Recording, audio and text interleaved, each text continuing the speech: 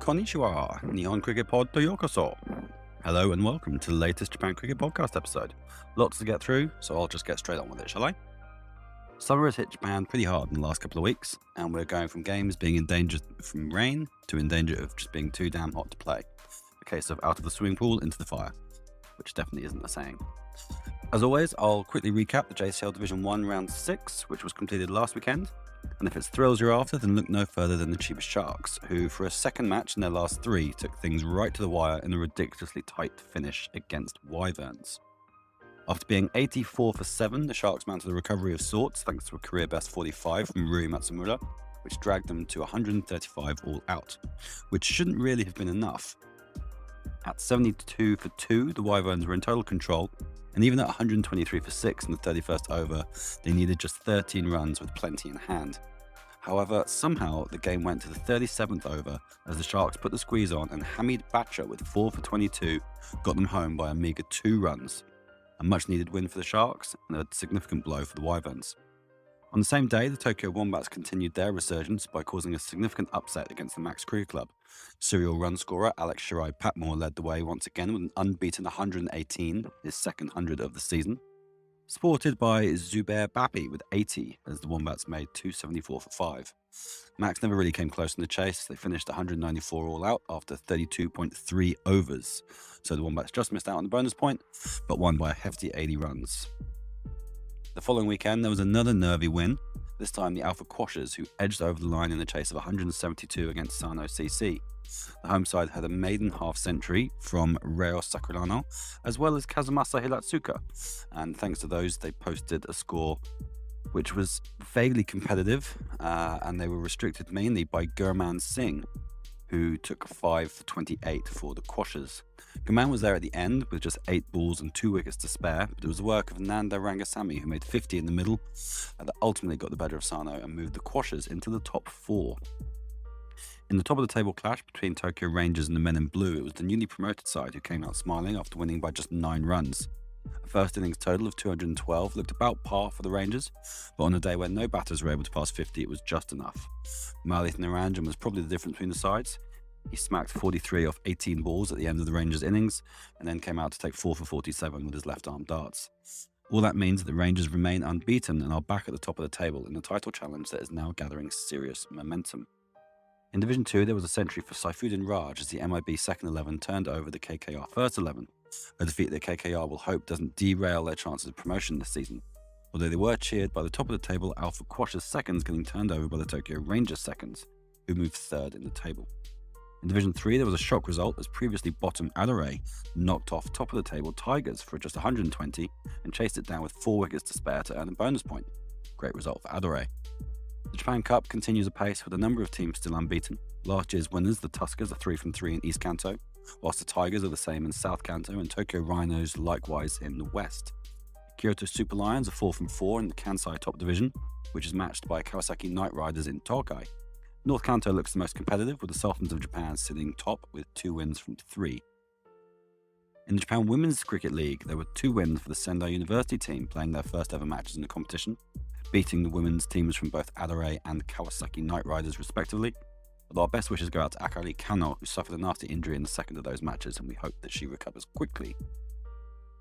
Well, in keeping the theme of women's cricket and following on from the last episode, I have another member of the Japan women's squad joining me this week. I first met Mai Yanagida back in 2014 when she was pretty new to the group and making her way in the game, and her journey has been a really interesting one. And this was a chat which reminded me of how great it is that cricket is changing the lives of people in somewhere like Japan. We recorded this way back in March when Mai was still in Sydney. She returned shortly afterwards and has been named in the Japan women's squad after a 1-year absence. And those who follow the JCA social feeds will also have seen that Japan will host the 2022 Women's East Asia Cup down in Kaisuka later this year. International travel depending, of course.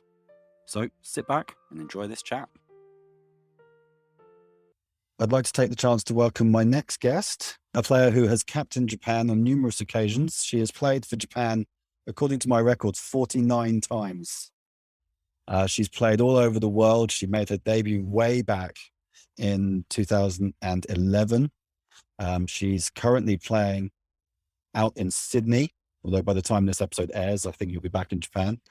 But Mai Yanagida, welcome onto the Japan Cricket Podcast. Thank you for having me, Adamson. It's been a while. It has been a while. So it's great to see you looking so healthy, and you're out in Sydney in the sunshine whilst I'm sat in Sano in the cold winter months. How's it all going out there? Yeah, it's been a little bit like a wet summer, so a bit like rain a lot, but yeah, it's been all good. Yeah, great. And you've been playing a fair bit of cricket out in Sydney? Yeah, I enjoy playing every Sunday Brilliant. for Well, look, footing. we'll Yeah. get back to that in a minute. But for a start, I'd like to just begin with your background and your upbringing. So can you tell the listeners where you were born and what it was like growing up there? I was born in Kanagawa Prefecture, so next to Tokyo, and grew up in Tokyo, Kanagawa area. So yeah, pretty much in the city. So what are your earliest memories of growing up around there? I mean, being a city girl must have been quite, Tokyo is one of the biggest cities in the world. Must be quite a fun place to Yeah, grow up. yeah. So I was born in Kanagawa, but soon moved to Tokyo. But like in my area, there's still some nature around. So I like, yeah, I love explore those like nature with my friends and brothers. Okay, you mentioned your brothers. So how many siblings do you have? Brothers and sisters, or just brothers? Uh, yeah, so I have two brothers, older and younger one by 2 years. Okay, cool. And Yeah. what sports did you play as a child? Were you always excited by sport? Yeah, I did swimming for 6, 7 years when I was younger.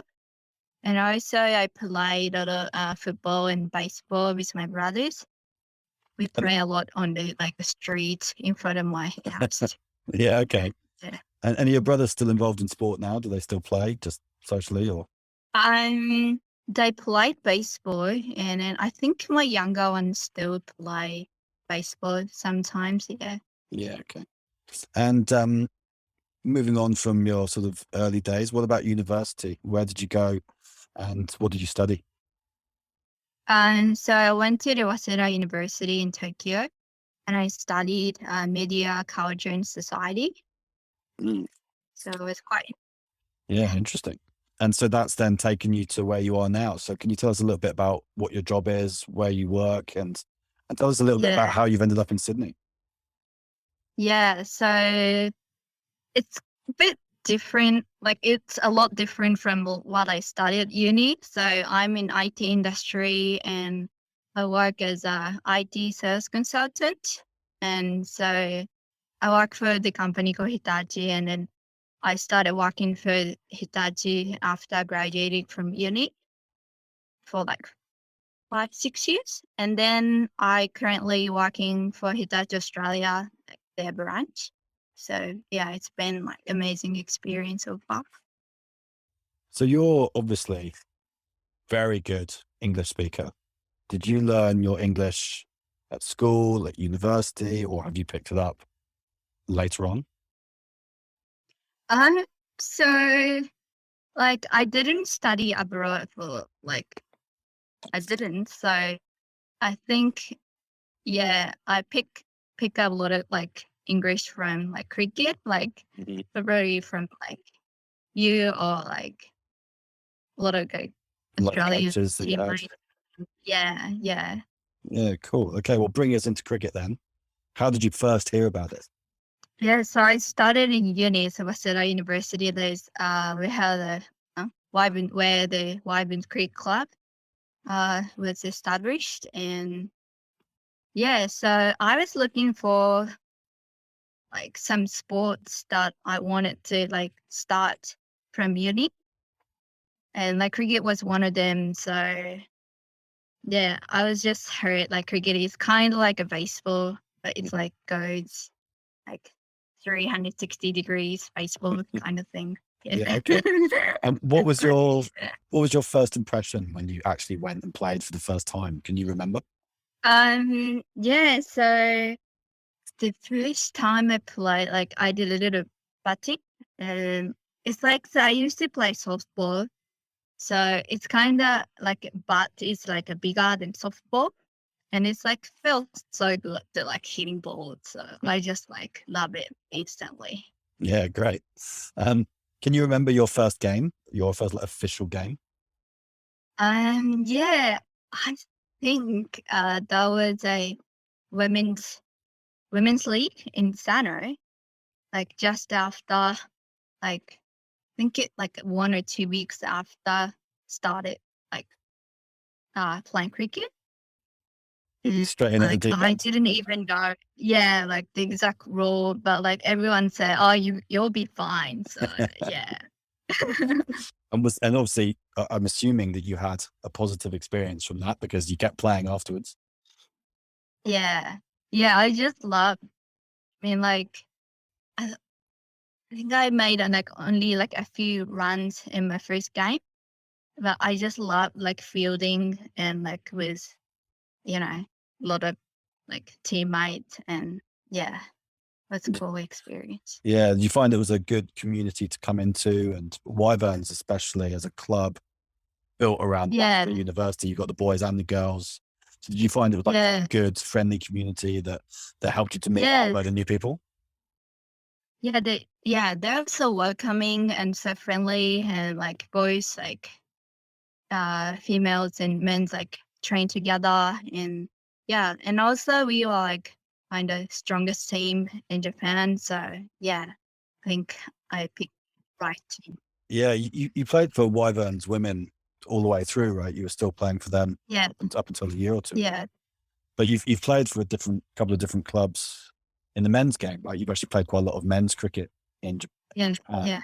How did you find that experience? Was it a little bit scary at first, or were you always quite confident that you were good enough to play with the men? Uh, yeah, so yeah, it's always challenging to play against men. Like, so yeah, at first, like I was really like scared, like to face like that fastball, but it's like so like good terrain. Like, When you're playing against the men, do you find it prepares you for when you go back to play against the girls? You've played yeah, at kind of a higher standards, so when you come back to play against the girls, you can use the things that you've learned at that level. yeah, exactly. Like that like helped me a lot with like improvement, with like getting used to the speed of the balls and kind of things. Yeah. Yeah, well, I seem to recall, in fact, I'm pretty sure that my last game of cricket in Japan was for the Sano second team under your captaincy, where you Oh, took yeah. where you took a five for in that game. So you were obviously doing the right. And Sano won the second division that year. So Yeah, yeah, that was great. that Yeah, has to be a bit of a career highlight, doesn't it? Playing yeah, playing as a girl, captaining a men's team and winning a league. That's pretty cool. yeah. Yeah, all the teammates were so supportive and then it was so much fun. So yeah, I would love to go back to the men's league as well. Yeah, great. So I mean, back then that was all down at sort of Sano River grounds, right? I mean, you've been involved in Japan Yeah. cricket for 10 years. And how have you seen the game change in that time? You know, the Sano International Cricket Grounds around now, and there's just Yeah. there's a lot of cricket happening over the last 10 years. Yeah. How do you see that from your perspective? Yeah, I think it's been amazing. Like now we have a turf wicket and you know, that was like I didn't expect like in the beginning. So and then I haven't seen yet, but there's like a little cafe at the ground. The tea room. Hmm? Yeah, I Yeah, feel like that. and like all the like stand for the spectators and stuff. It's been like a lot of like improvement and like it's been amazing, I think. Yeah, it's definitely been great. And as far as the women's game is concerned, it's probably not been that improvement. Probably hasn't been as evident. I think Mhm. certainly when you came into cricket, it was 2011. Is that right? Yeah, So yeah. that was straight off the back of the women winning a bronze medal at the Asian Games. It's kind of the Mm, high point of Japan women's yeah. cricket, and it's quite a hard bar to match that one. Mm, But you yeah. have played a few of the J Bash matches. You played a game Mhm. under the lights at the Kawasaki ground. What was that like? Yeah. Yeah. I quite enjoyed I played the J-Bash. I love the bright color uniform. It exactly look like a Big Bash. So, and I love the Kawasaki ground, and Yeah, we're definitely trying to play more games down there over the next few years. yeah, But for women's cricket, we really want that to be a bit of a centre, because it's a bit easier to get to. It's a bit of a nicer place to play. Other than the SICG, so many of the Japan grounds don't have, good changing rooms or good toilets. Whereas at Kawasaki, you've got, proper changing rooms with showers and everything. So it's just a bit more suitable. And there's a clubhouse with air conditioning and everything. So I think it's just a more pleasant place for the girls to play, and they have the privacy of their changing rooms and everything. So hopefully that's made a big difference. But you've been playing cricket out in Sydney. I imagine it's pretty different to what you've experienced in Japan. How do you, what are the biggest differences that you've seen, that you've experienced? There's lots of differences. I think the standard of cricket is like so high. So I play for Gordon Cricket Club in the first grade, and like we are in the New South Wales Premier League, and like in the first grade, like if there's some like state player or like professional player play for women's Big Bash, so it's like all the like games was it's kind of same level. I don't know, but like international matches that I have played. So lots of learning, great experiences. Yeah, I bet. And how have you been going? Have you been playing as a batter, as a bowler? Have you been doing it with both? I play mainly as a batter. Like I batted around 6.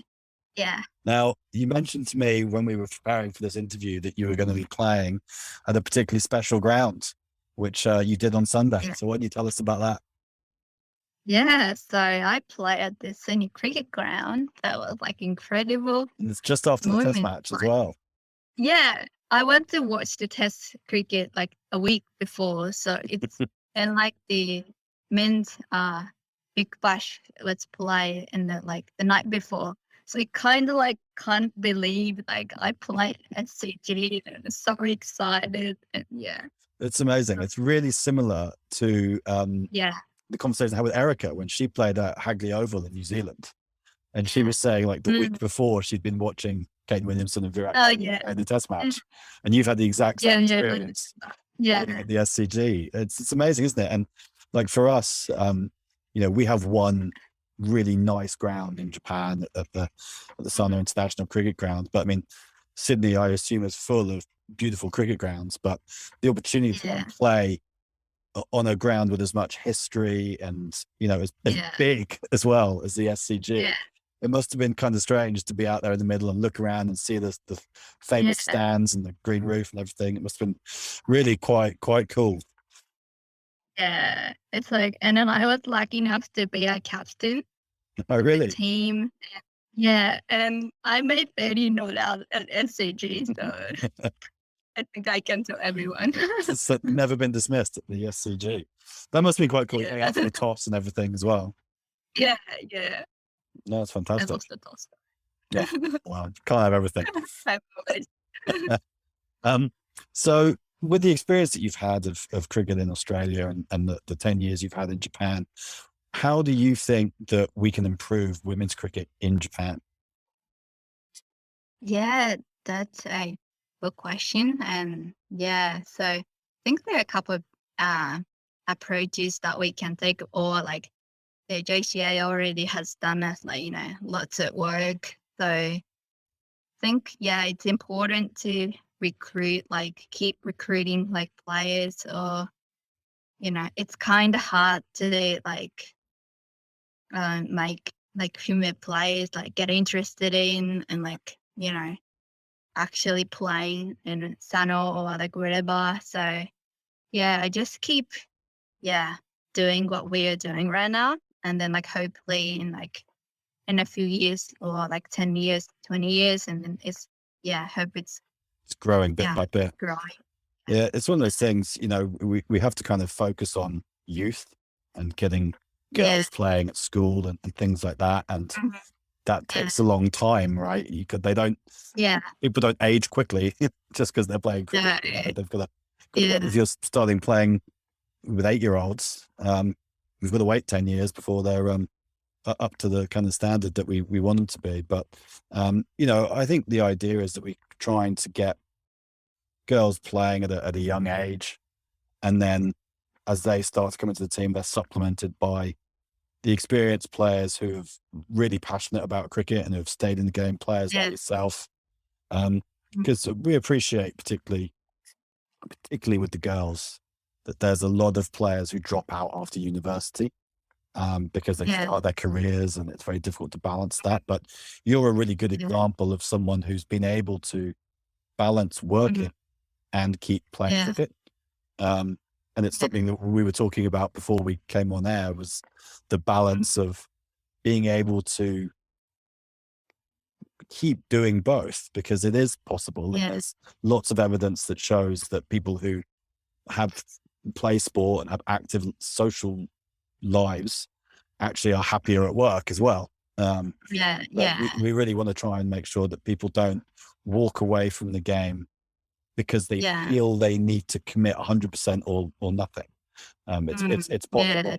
It's possible to be really committed without giving lots of time. If that makes sense. People need to be really committed when they're there, but we appreciate that sometimes work gets in the way. We're still an amateur sport, and people still have to earn money and pay the rent. So I think for us, it's trying to find the balance. But hopefully, if we can make the experiences fun, people will want to keep playing way past their university days. Okay, cool. I wanted to talk a little bit about your international career with Japan, because you played a lot. When I was going through the records, you've been involved in every team for best part of 10 years. So we mentioned that when you came into the squad, first of all, you came into the squad in your first year of playing cricket, I guess.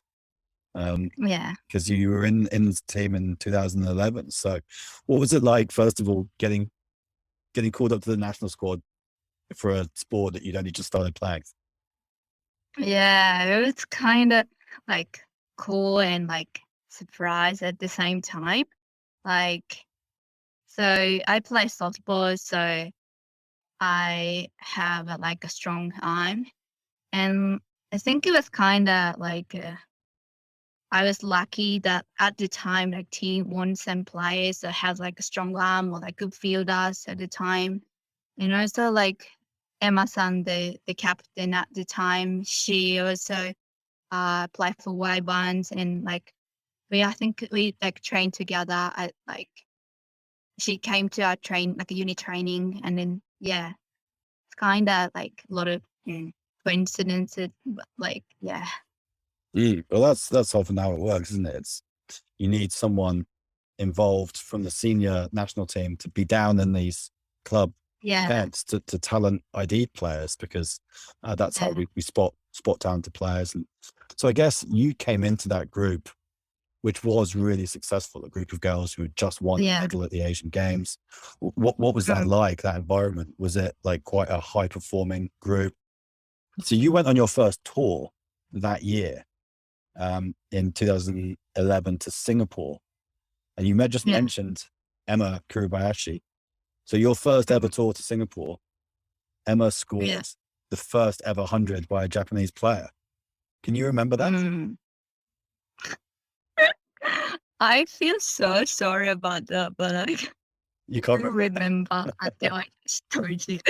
I remember what the ground was like, or what the weather or I think all other things, but I just it dropped from my memory. Yeah, well, because you didn't play in that game, but then you did play the first game of the series, but you did play in the next game. Yeah. So can you remember your first match? You're actually playing for Japan for the first time? Yeah, I was so nervous, just being in the field. I also was excited to play in the game, and I don't know, it was the first game I played, but I did bowl one over, or in the end. So it's it's freaking nervous, but a good way to get your first experience. Was that the first time you'd ever left Japan? No. I've been to the US when I was Okay. like 14 or 15. Yeah. It was just on a family holiday type thing. I was kind of a school Mm. exchange program for like 3 weeks. Yeah. Okay, cool. So yes, I mean, you were studying, as you said, sort of media and culture. So it's pretty good that you got to do these overseas trips, because straight Yeah. after coming back from Singapore, your next tour was just a couple of months later to Bangladesh. So Yeah. what was that like? Yeah. So again, I was still like, yeah, like couldn't believe I'm in the like Japan national team squad, and I was like selected for the like World Cup qualifier, like which is like super high standard. So yeah, like everything was like I was in a dream. Yeah. Mm. And what were your memories of Bangladesh as a country? I mean, it's obviously, I've not been to Bangladesh, but I've been to India and Pakistan, which are very nearby. And Yeah. it's very, I imagine it's very, very different to Japan. Yeah. It's like definitely my first time to like visit like, developing country a lot. It's like I only been to the US before, so Mm. Going to yeah, it's developing like countries, real eye opener, right? yeah, and like yeah, it's like I remember there's lots of people like when we are on the bus and like just going to the ground, there's like a patrol car like in front of our bus and like in the back as well. So we are like quite like protected. It's kind of like a cool experience. Yeah, you're feeling a bit like celebrities. Uh, Yeah, a little bit. Yeah. so yeah, so that was a World Cup qualifier, and you played Yeah. some big teams in that tournament. You played against the West Yeah. Indies, and I had a look at the scorecards, and Stephanie Taylor was playing in that game. She took 5 wickets in that Yeah. game. Deandra Dottin was playing that. Did you, I Yeah. suppose at that point in your career, did you know much about those sorts of players, or was it kind of you just turn up on a day and you're playing against, it's just another group of 11 players? Yeah. So I remember we did some like research and like what what kind of players in each team with like group work. So like I imagine there's like lots of like, um high skilled player in the game. But yeah, like after like just started the tournament and then yeah, being involved and then kind of like getting like knowing and like realizing it's like a real cricket tournament with like very high standard. Yeah. Yeah, right. I mean, some of those players, I mean, Stephanie Taylor, within 12 months of that tournament, I think she was the number one ranked bowler in the world. So, Yeah. she's going pretty well. And I guess at that point, women's cricket wasn't as visible as it is now. So now doing research on those players, it's so much easier because there's, Yeah. there's international tournaments are all on TV. And so when you're playing against Yeah. them, it's easy to know a bit more about them. And perhaps Mhm. from your point of view, maybe it was better going into that tournament not knowing too much about them, because like No, that said, no. that's pretty scary. But that tournament finished with a game against Zimbabwe, which Yeah. Japan won. So can you remember much about that game? Yeah. So as I said, like I played like the first 3 games and like knew it's like, oh, it's gonna be like it's been like a tough or difficult for us to win the game. So it's yeah, I was so happy that we won the last game against Zimbabwe. Yeah, I still remember that. Yeah, I mean, it's great. Those kind of tournaments, they are hard. Having been to an under-19 World Yeah. Cup where we didn't win a game, I know the Yeah. experience of being in the group and seeing how disheartened people can get when you have sort of some quite heavy defeats. But I guess when you win Yeah. that game at the end, it means everyone goes home happy. And beating a team like Zimbabwe, which is a massive, cricketing nation compared to Japan, it must have been really Yeah. quite satisfying for everybody. Mhm. Yeah, So, definitely. so in those early games, you said you bowled a little bit. It seemed from looking at the scorecards that you were probably more of a bowler than a batter to begin with. But you said Yeah. now it seems that you're more of a batter who bowls. Is that fair? Yeah. Yeah. Like especially in the national team, like there's lots of like um experienced batter in the team. So it was, and I was also like wasn't like my batting skill was like not good enough. So but I've been like I love batting and I've been training with like uni and women's league that helped me. Mm. Yeah. Yeah. So over the next few years, you toured quite a lot. Went to Vanuatu. You also went to the UK for another Yeah. World Cup qualifier. What were those experiences like? Was it, did you imagine when you started playing cricket that you'd be getting all of these experiences to travel the world?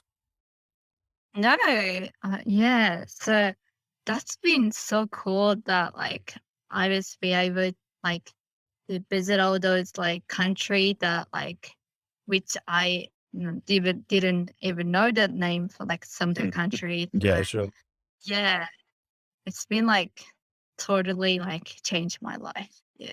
Yeah, that's great. And that's exactly what we want cricket to do, right? The JCA's mission is to Yeah. enrich people's lives through the game of cricket. And yeah, it's great Yeah. to hear your stories about how cricket has been able to do that for you.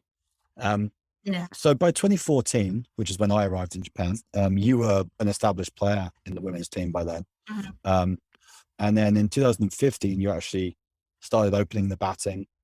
You became captain that year as well.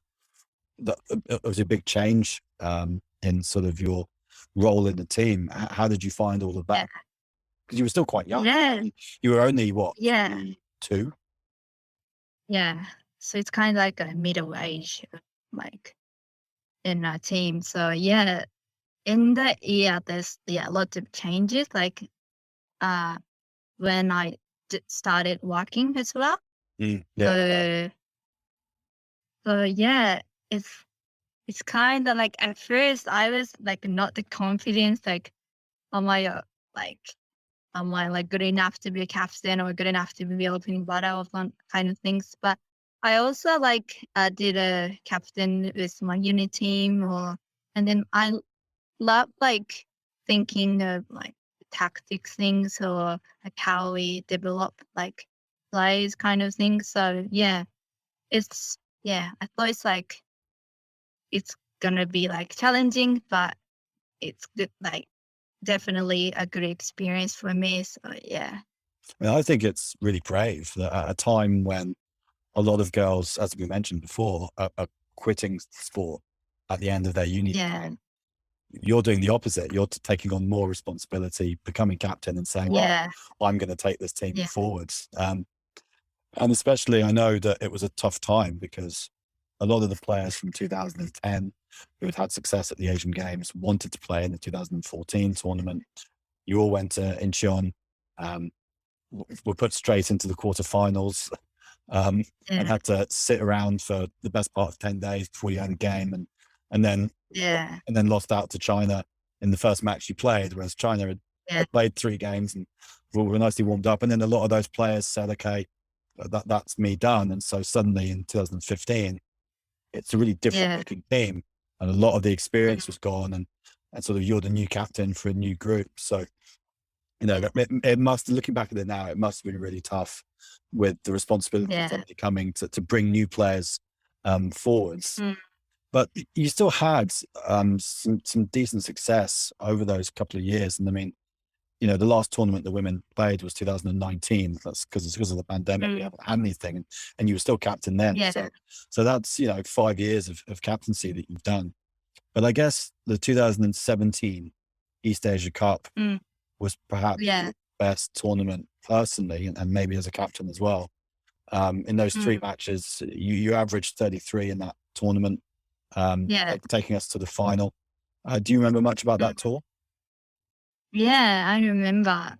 It's like since I became a captain and I did like opening bats and it's kinda as a captain that you want to lead a team like with my performance that could be like, you know, uh Set an good. example for Yeah. everyone else. Yeah. Yeah. So yeah, in the tournament, yeah, my batting was quite good. So I was like comfortable and confident. So yeah, I just like disappointed because we lost the final against Hong Kong. Yeah, so but yeah. But you still got MVP in that final. So it's unusual for a player to get MVP from the losing side. So it showed how well you were playing. What I remember from that tournament, because I was there Yeah. I was there with you guys as well. I remember you kept getting out in really weird ways. You kept making runs. I remember one time you got caught off someone's boot. You hit the ball really hard and it hit someone's foot and flicked up and someone caught it. I think another time you got a really freak run out. Maybe at the non-strikers end, like you kept finding really odd ways to get out when you were doing really well. And if those didn't happen, you could have made some properly big scores. So that's my memory of that tournament. You're better than me. Well, I watched a lot of cricket. Yeah. I mentioned the last tournament the women played was 2019. Again, that was the East Asia Cup. And actually, Japan beat Hong Kong in that tournament. It was the first time we'd ever beaten them. You were still captaining, and you actually was a nervous run chase, just trying to chase down about 90 odd. And again, you were not out at the end. I looked at the scorecard, you're 18 not out. Can you remember that game, and can you remember the feelings from afterwards? Yeah, I remember. But I didn't know, like, we haven't been Hong Kong before. So I knew it like after the game, and so didn't know that. But it's it's always like we are like aiming to win the tournament. So then Hong Kong is a pretty good team. So just happy to beat them. Yeah. Cool. So looking ahead rather than looking back, what do you think the future holds for the Japan women's team? So we've got the East Asia Cup is hopefully happening this year. And I don't know if you saw, but there's been an agreement signed that the East Asia Cup for the women will actually happen every year for the next 4 years. So there's a tournament guaranteed every year, COVID dependent, of course. Do you think that's a good step forward, that there's always something for the girls to be able to plan towards and aspire to? Yeah, definitely. Like, it's so grateful that like we play like international matches every year. That's a main great thing. So yeah, that's like motivates us and like keep like, training, and I think could be a great motivation for us. And what about yourself? I mean, we mentioned you've been playing for the best part of 10 years. You're still young. You're not even 30 yet. So what about yourself and your future in cricket? Do you see yourself playing for a long time still? You're still very passionate about cricket? So like I've been playing cricket in Sydney for a few months now, and it's like and it's like I've been enjoying so far, and I kind of like get back to the feeling of where I just started playing. It's just so excited, and so hopefully like I'll learn a lot of things in Sydney, and it'd be great if I can bring back to the team. Like if I be selected for the 2022 in the future. Yeah. I think you got a shout, Mai. I think you'll do all right. All right. Well, look, that's all been really, really good to chat about. I tend to finish every podcast with some specific questions, firstly about cricket and then about Japan. So we'll just run through these quickly. Can you tell me the best player you've played with or against? I'm Meg Lanning. Yeah, she's really good. Yeah, it's like the best player in the world. Like we play against so when I play in Melbourne for Plan, we play against Box Hill where Meg Lanning played, and she caught my catch and mid on. So I still remember. We didn't even talk about that. So when were you out in Melbourne? just before graduating from uni, so 2014. And you were in Paran. Yeah, for 2.5 months.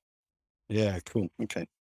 Can you tell me the best thing you've ever learned from a coach? Back yourself. Yeah, good. Yeah, like when I was a captain, I sometimes be like too nervous or worry things too much, and then the coach just said, "Back yourself, like you'll be great." Yeah, bring my confidence back. So Yeah, I great. appreciate. What's your career highlight? Um, it's so in 2013 when we play a World Cup qualifying Ireland, I got a player of the match against Zimbabwe. So like we lost the game, but like this, so as we talked about before, like so the last time we won, so at the time, I wanted to play the game next time. So I've been trying hard, and then and I got like 4 wickets in the game. You So took 4 for 6 in that game. I saw the scorecard. Mhm. Yeah. Yeah, Yeah, that's pretty good game for a good could be player. like, yeah. And is there any loss that you remember vividly that still annoys you? Good.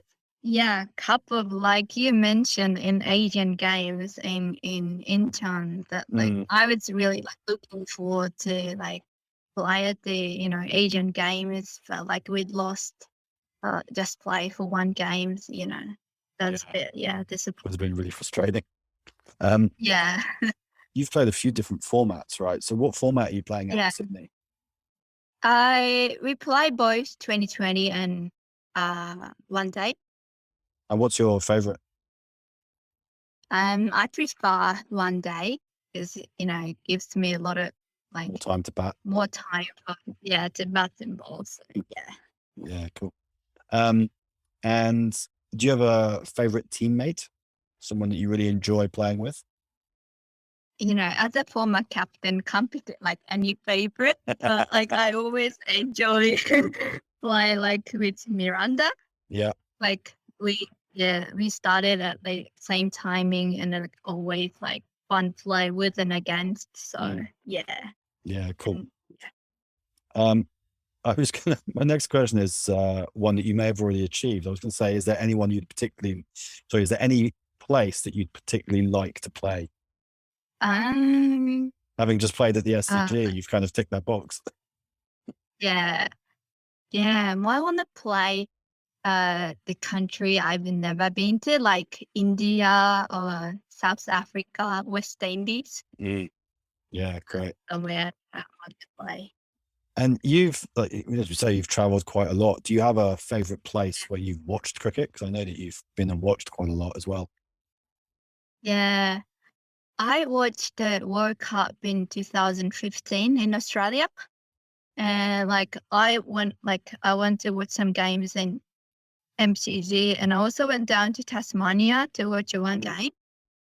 Yeah, cool. I love the ground. Like it's kind of a little bit smaller, but like it's so like closer to the players, like the field. So I love the ground. Have you been out to the North Sydney Oval? I've been there, but haven't like watched any game. I mean, so I quite, yeah. When I was in Sydney, this is a long time ago now. This was like 2008, 9. I spent a bit of time in Sydney, and the place I was staying, you could actually walk to the North Sydney Oval. And I went and watched the game there, and they've got the grass bank, and the ground, the pavilion is modelled on the SCG pavilion. So it's like a mini version of the SCG. Oh, yeah. But you're sitting on a grass bank, and it honestly feels like you're so close. You kind of feel like you're in the covers. It reminds me of what I'm saying about Hobart. Yeah. Okay. Is there one innings or bowling performance that you've seen played by someone else that you wish you could play yourself? That's an interesting question. I haven't like think. Yeah, I get I lots of think different about answers. it, I get a but lot of different answers to this. Sometimes you get people talking yeah, about things they've seen on TV, but other times, yeah, like Vishanthan last year, he talked about just one of the games that he played with his teammates in Japan. One of his yeah, mates took 4 wickets at the end and won the game. So I wish that was me, kind of thing. yeah. It's not the straight answer, but I haven't played batted in the Super Over, Yeah, okay, so that's an yeah, experience. I want to like Yeah, be that'd cool to be quite fun. Okay, I've got some Japan specific questions, which I like to finish off with. So, what's your favorite thing about Japan? I guess I should ask you, what do you miss most since you're away from Japan? Of course, Japanese food is probably the best.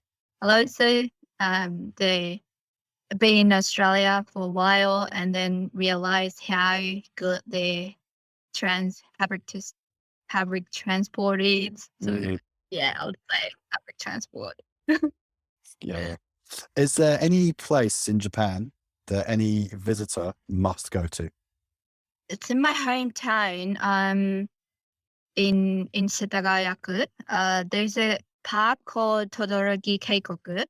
So can be like a Todoroki Valley, like rabbit.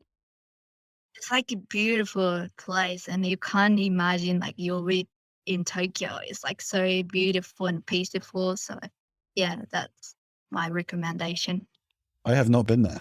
I'll put that on my list. You should. Um, Yeah. You mentioned food a minute ago. What is your favorite food?